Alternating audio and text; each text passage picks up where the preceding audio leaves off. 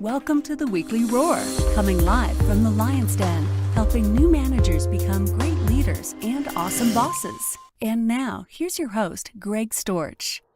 Hey, good morning, everybody, and welcome to the Weekly Roar. Well, thanks for jumping on today and watching the watch party with me. Happy Hump Day. Today, I'm talking about another concept in leadership foundations.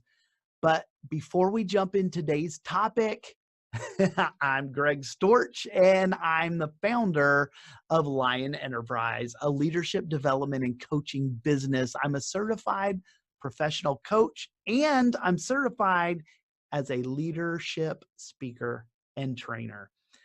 Now, last week, I opened up my new series called Follow the Leader. These are concepts in the foundations of leadership. And I spoke about the concept behind how our effectiveness as leaders is impacted by our ability to lead. If you tuned into last week's broadcast, then you heard my real life story of the IT company that I used to work for and how their success was ultimately changed for the worse as a result of their inability to successfully lead the company. Listen, you already know. If you didn't catch it, don't worry. I got great news for you. Just go to my website at lion-enterprise.com. Click on the Lion's Pride Library at the top of the homepage, and you're going to get to all of my videos. This is number 51. And woo!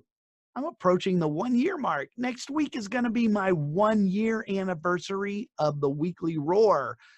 Gosh, Eric Reed, I'm catching up to you. I think you need to hold off. Eric Reed, a good friend of mine and a fellow leadership coach and speaker trainer, has been doing a daily coaching live in Facebook for a good 3+ years, and he has not missed a beat. So Eric, thanks for setting such a great example, and I'm following the leader. All right, what do you say we get started? Today, I wanted to discuss another concept in the foundations of leadership. Now, this concept is really about how we can measure the effectiveness of a leader and what is a leader. So, last week I talked about how our effectiveness as leaders is tied directly to our ability to lead. And so today I'm speaking into the measurement of effectiveness as leaders. So how do we know our effectiveness is growing? How do we know where we're at? How do you measure that? Okay, so what I'm going to do is I'm going to do something a little different on the Weekly Roar. I don't normally do this, but I want to try this anyway. So let's do something a little different. I want you guys to close your eyes for a minute. Go ahead, close your eyes. Okay. Now, when I say the word leader, what image comes to mind? Keep your eyes closed and look at what you see in your mind when I say the word leader. Okay, open your eyes. The image you had when your eyes were shut, what was it? Hey, go ahead and tell us what your image was in the comments below, okay? Or to the side. I don't even know where the comments are. But anyway, go ahead and make a comment. What did you see? I'm assuming you all envisioned a person, I hope. I don't know. Maybe it was a dog. I don't know, a cat. Maybe it was a specific person you saw. So was it a man? Was it a woman? What were they wearing? Were they in a suit? Was she wearing a dress? And what did you see in their appearance? Were these people well-groomed? Who were these people? Or who was this person that you saw? Did you see a president, A favorite president that came to mind? A politician, maybe from your local area, your city, or even your state? Was it somebody from your place of worship? What about the military? Did you see somebody in uniform, like an officer or a senior enlisted person? Maybe you saw somebody who was a prominent figure in our history, Caesar Augustus or President Abraham Lincoln. Most people conjure these kind of images up when I say the word leader. These are all positions that are associated with leadership. They're, if you think about it, they're assignments and titles. But assignments and titles do not make you a good leader. I think we can cite example after example of people who have held titles and positions associated with leadership who are very poor leaders despite their position or title. I mean, it happens all the time, right? I mean, you've heard it. We've got these terrible bosses, and why? Because they've been promoted into a position or they've been given a title that has nothing to do with their ability to lead people. It happens all the time.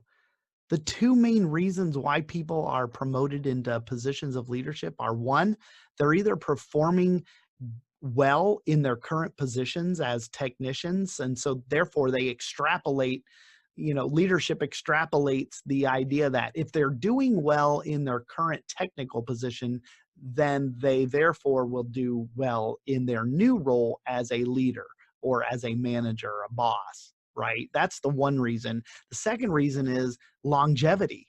People have been with the company, so leadership feels obligated. Oh, John's been with us for 15 years. We should probably promote that guy. He deserves it. Well, he doesn't really want to be in that position. So now you have a terrible boss, somebody who's in the position that doesn't want to be, and they're not good at leading people. It happens all the time.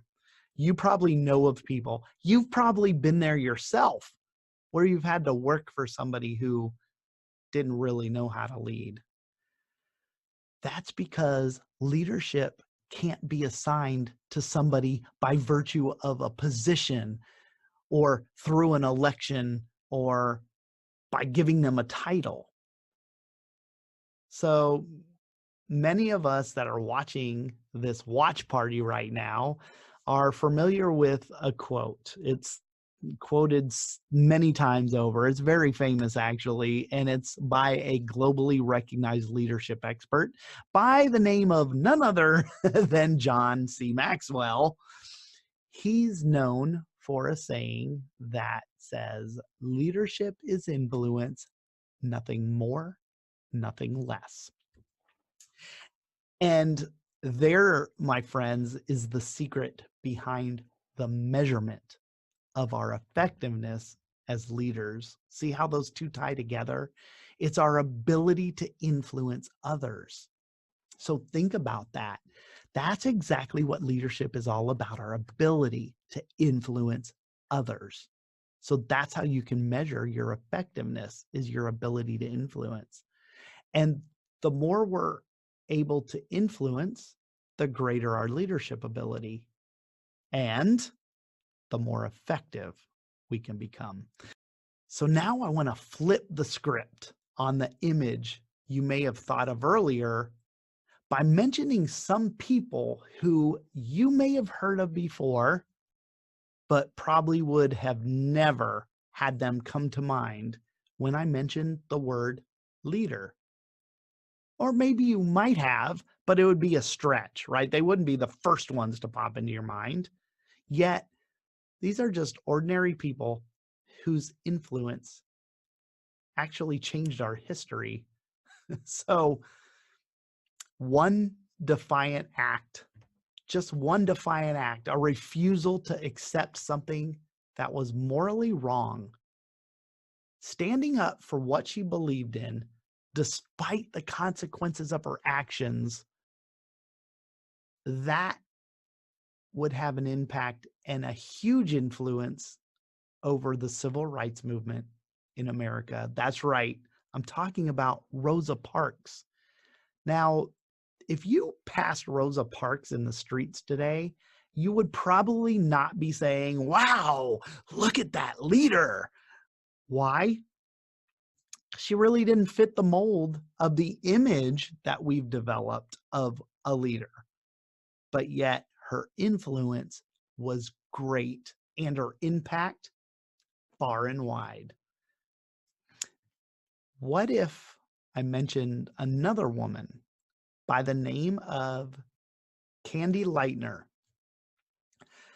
Some of you may know that name. You may be like, Candy Lightner, I know that name. And maybe some of you don't. She was just another ordinary housewife and a mother of a 13-year-old daughter. She didn't hold a title of chief executive officer or president. But when her daughter was killed in 1980, Candy would start an effort in the living room of her own home that would influence millions to change their behaviors and forever change American attitudes about drinking and driving. That's right.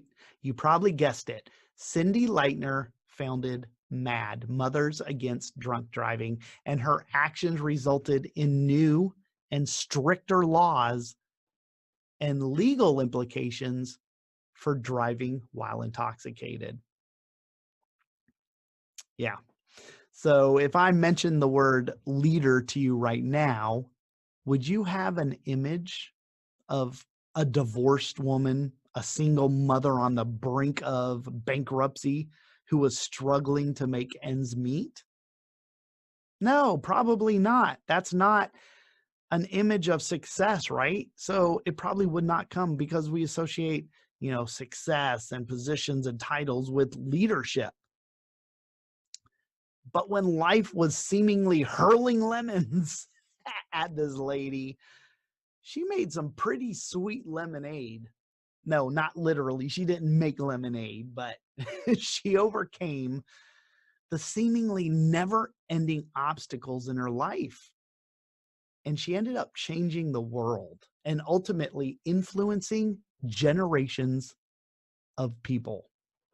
After 2 decades and 7 books, Harry Potter shattered sales records and inspired a whole new generation of readers. That's right, Joanne Rowling, or as we all know her, J.K. Rowling, the author. Now, she used J.K. Rowling, you probably have heard this story, because her publisher didn't believe that boys would take to a female author. So she didn't use Joanne Rowling as her name on her books. So there you have it. My point here is that proof of leadership is really found in the followers, not the positions or the titles. Our ability to influence others to follow us as leaders is the true measurement of leadership. Margaret Thatcher, the former Prime Minister of England. I love that lady. She said, being in power is like being a lady. If you have to tell people you are, you aren't. So if you have to tell people you're a leader, if you're trying to convince them of it, then you're probably not a leader. If you look at the people that I just talked about, you are probably going to see some common threads.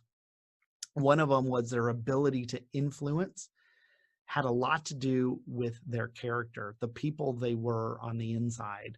All 3 of them had an internal moral compass that added depth to their character.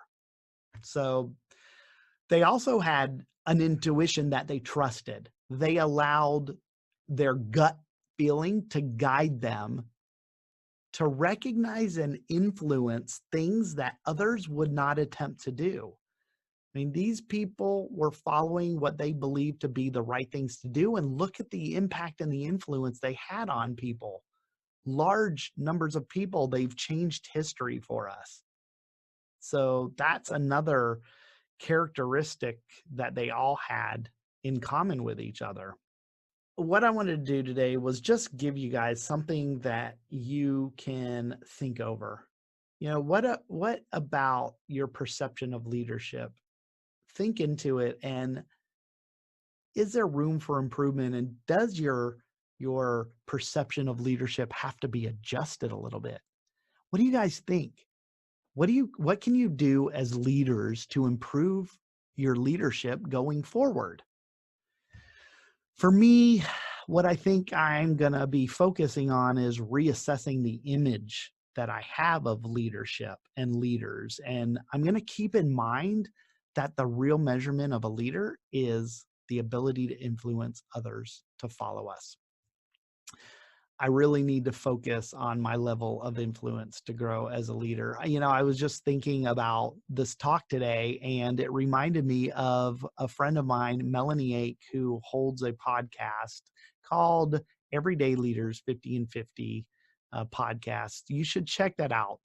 And what she's doing is exactly what I'm talking about here. She is highlighting people who are having influence on other people. And they're just normal, everyday people. They're not people that hold these extravagant titles or positions. They're not CEOs of Microsoft. She's not interviewing the owner of Virgin Atlantic. So these are just everyday people who have influence. So she's calling them everyday leaders. So check out her podcast if you're not checking it out. And thanks for your influence in helping us think into this next concept. Okay, well, let's see. I think that's going to do it for me this week, you guys. Feel free to leave your thoughts and comments down below in the comments. Let me know what you think. And thanks so much, you guys. I appreciate you tuning in again for another weekly roar and joining me on this watch party. I appreciate your support. I'm going to be back here again next week. Same place, same time, as always, to speak about another concept in the foundations of leadership. And I hope you'll join me next week. I'm going to be running these concepts all the way through September 11th. That's right, 9/11. I'll wrap up this series on these concepts by then. And then, I don't know, I'll figure out what comes next. But anyway, I hope you'll stay with me and join me each week, Wednesday at 11 a.m. Eastern Time in the Lion's Den for the Weekly Roar. All right, you guys, until we meet again, remember, be powerful, but stay poised just like a lion. Bye, everybody. Thanks for watching the Weekly Roar live event at lionenterprise.com. If you enjoyed this video, please tell others to join us each week here in the Lion's Den. Thanks again, and see you next week.